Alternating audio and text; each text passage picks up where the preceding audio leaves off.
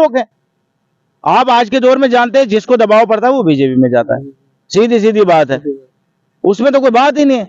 यहाँ तो ये चाहते हैं कि पूरी पब्लिक को दबाव दे दें और दबाव देने के बाद हम वोट देंगे, वो तो नहीं है। वोट देने का तो आजादी लोगों को अपने पास है ना, वो किसको देते हैं किसको नहीं देते हैं।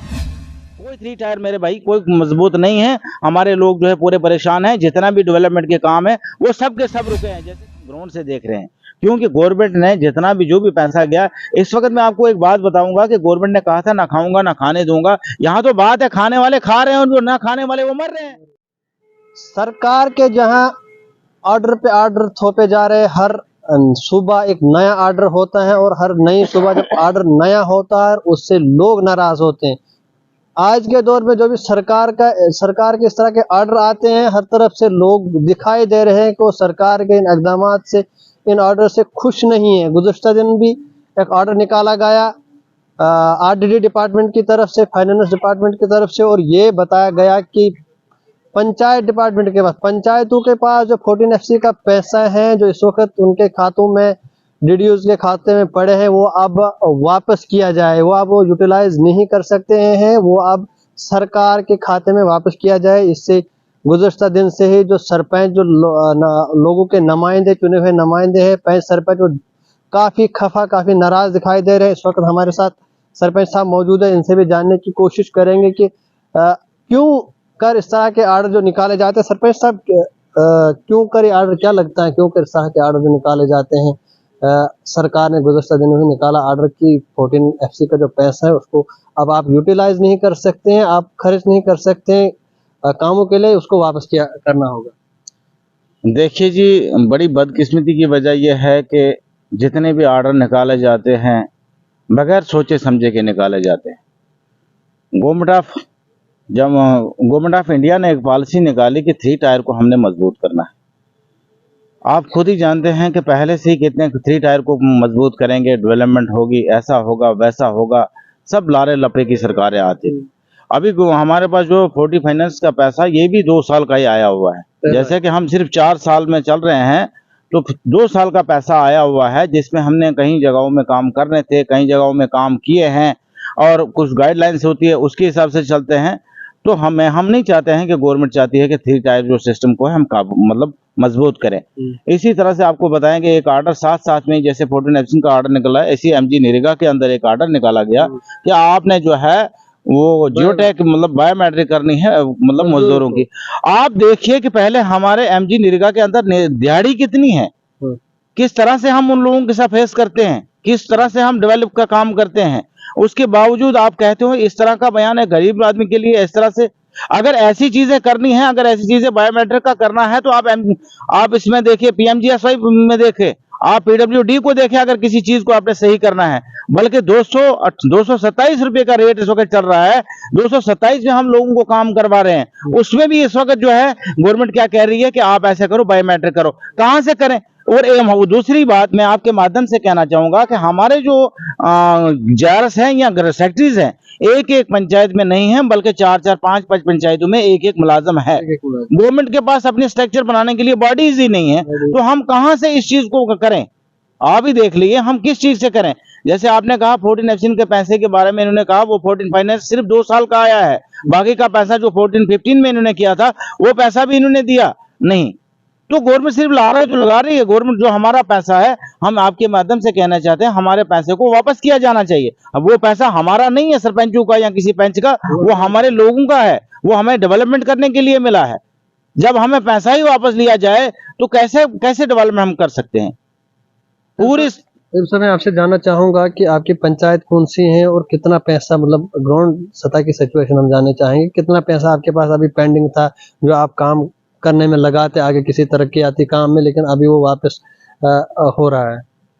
देखिए, अभी तो जितना हमारे पास बहुत सारी पंचायतें ऐसे हैं जिन्होंने पैसा खर्च कर लिया है, और बहुत सारी पंचायतें, मेरी पंचायत या नेक्स्ट की बात नहीं, मैं पूरे ब्लॉक की, कौन सी पंचायत? मैं पंचायत जमसान A में बिलोंग करता हूँ, ब्लॉक मोहर, डिस्ट्रिक्ट रियासी से।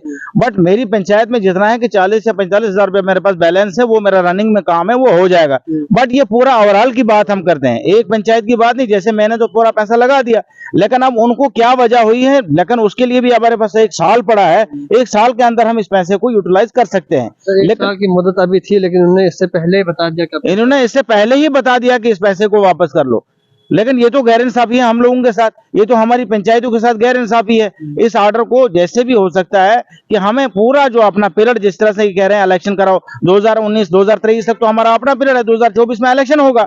इनका कोई पता ही नहीं चलता है ऑर्डर कैसे करते हैं, कैसे कौन बैठा है इसके चलाने के लिए, कोई समझ नहीं आ रही है कैसे चला रहे हैं ये। क्या लगता है सरकार का क्या मकसद है कि जल्दी से एक पंचायत को भी खत्म किया जा रहा है, कि ये बताया जा रहा है कि पंचायत का इलेक्शन हो रहे हैं ताकि पंचायत सरपंच का पीरियड था वो भी पूरा नहीं हुआ। दूसरी जानब की यहाँ से पैसा जो आपके पास बचा है वो भी बता रहे कि अब ये पैसा वापस करो। देखिए, जहां तक इस समझ में आ रही है, कुछ समझ ही नहीं आ रही है। रात को सोते हुए दुनिया पॉलिसी बनाकर किसी काम को आगे लाया जाता है।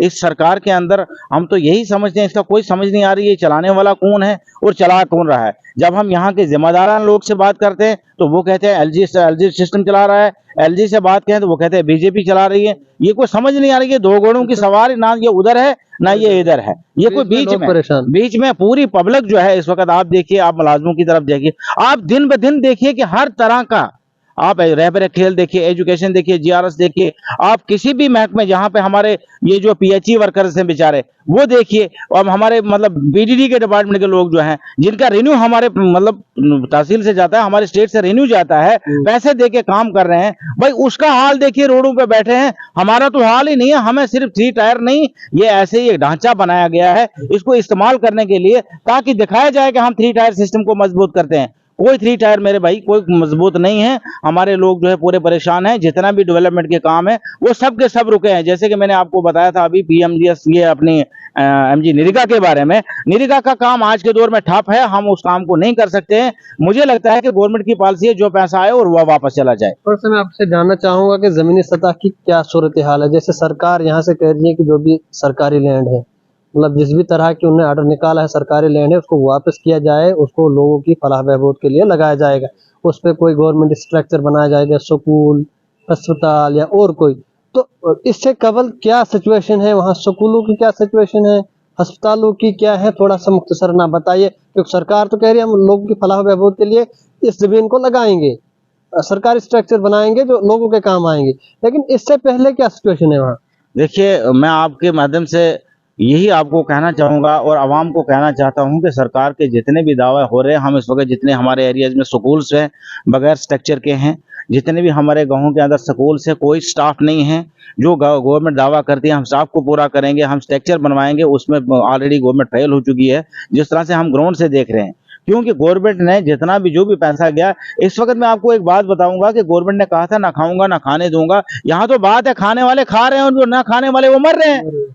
इस वक्त आपने देखा कि जमीनों की बात से जो एंटी एंक्रोचमेंट चला रहे हैं ये, लेकिन वो किसके लिए चला रहे हैं, वो तो दिखावा है। अगर अभी अगर ये कहते हैं, जैसे कि इन्होंने बयान दिया कि हम इस गरीबों के साथ नहीं छेड़ेंगे, तो भाई रिटर्न देने में क्या है इनको, भाई नाम ले दो 4 10 50 आदमी को, किसको आपने करना है, सियासी बेस पे करना है, क्या करना है, बट उन लोगों के नाम तो निकाल दो ना। गरीबों को नोट से मत भेजो ना, गरीब इस वक्त अटैक हो जाएंगे।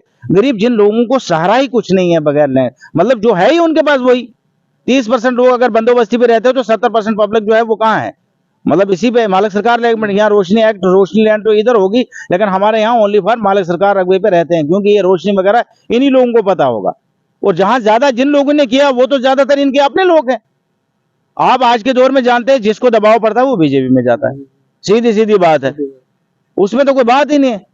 यहाँ तो ये चाहते हैं कि पूरी पब्लिक को दबाव दे दें और दबाव देने के बाद हम वोट देंगे, वो तो नहीं है। वोट देने का तो आजादी लोगों को अपने पास है ना, वो किसको देते हैं किसको नहीं देते हैं।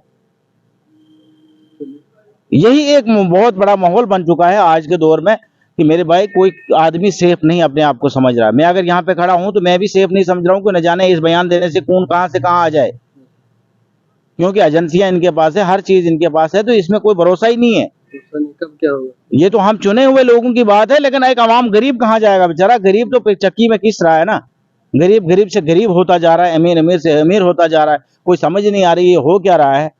आज तक भी सरकारें थी, आज तक भी था, कमी पेशी। आप महंगाई की बात ले लें, आप महंगाई की बात ले लें, 150 रुपए की चीज जो है 200 रुपए पे जा रही है। पेट्रोल का बात, पेट्रोलियम को देख लिए, आप डीजल को देख लिए, आप मेरे भाई इसको देख लीजिए, आप तेल को देख लिए, आप चाय को देख लिए, नमक, जो गरीब की रोजमर्रा की खुराक है उसको कम नहीं, आटे को देख रही है कहाँ जा रहा है, चावल को देखिए, फ्री 5 किलो देने से कुछ नहीं होगा मेरे भाई। अगर उससे बेहतर है कि आपने फ्री की बजाय उसको कोई रेट रखा होता तो चावल या इस राशन को बढ़ाया होता, ताकि गरीब को कुछ ना कुछ मकसद आता है। गरीब को कोई फायदा नहीं है, उसको 3 किलो डीलर देता है, डीलर भी एक आधा किलो वहां से रगड़ लेगा, उधर से उसको टाइम पे वो मिलेगा नहीं। हमारे इलाके जितने भी आप देखते हैं बर्फाली एरिया है, वहां 2-2 3-3 महीने के बाद राशन पहुंचेगी, जब पहुंचेगी तो उसमें भी कितना घोटाला होगा। कौन देखता है इन चीजों को? कहीं बार हमने इसके एडमिनिस्ट्रेशन के पास गया, बस सिर्फ इंक्वायरी दे दो, इंक्वायरी करने के बाद मेरे भाई कुछ नहीं होता। कुछ आपके सामने भी कहीं बार आपने रिपोर्टिंग की है, हर चीज को देखा जाता है, हर आदमी इस वक्त पजल है, एक ही बात करनी है, जो इनकी बात करे वो सही है, जो दूसरे की बात करे वो गलत है। चलिए, बहुत बहुत शुक्रिया। तो बात कर रहे थे हमारे साथ सरपंच मोहम्मद अयूब मलिक साहब, जो पंचायत जमसलान मोहर के रहने वाले हैं, और आपने साफ जाहिर सुना साफ अल्फाजों में कि ग्राउंड सतह की सिचुएशन क्या है, किस तरह के सिचुएशन है, और जो सरकार, इनका साफ अल्फाजों में कहना है कि जो सरकार दावा करती है वो दावे बेबुनियाद हैं, वो सिर्फ कागजों में है, वो बोलू में है, लेकिन जमीनी सतह की जो सिचुएशन है वो कुछ और है। सरकार का जो सारा बोलना जो है ये सारा बेबुनियाद है। इसके बरअक्स जो सरकार का बोलना है सारा जो है सच साबित नहीं है, कहीं न कहीं कमी है, लेकिन सरकार उसको कमी को पूरा करती है, सिर्फ अल्फाजों में, इनका साफ अल्फाजों में कहना था। फिलहाल आपकी क्या राय है कमेंट बॉक्स में आप जरूर रखिएगा। फिलहाल कैमरामैन मोहम्मद आजम के साथ शाहनवाज को इजाजत दीजिए। खुदा हाफिज।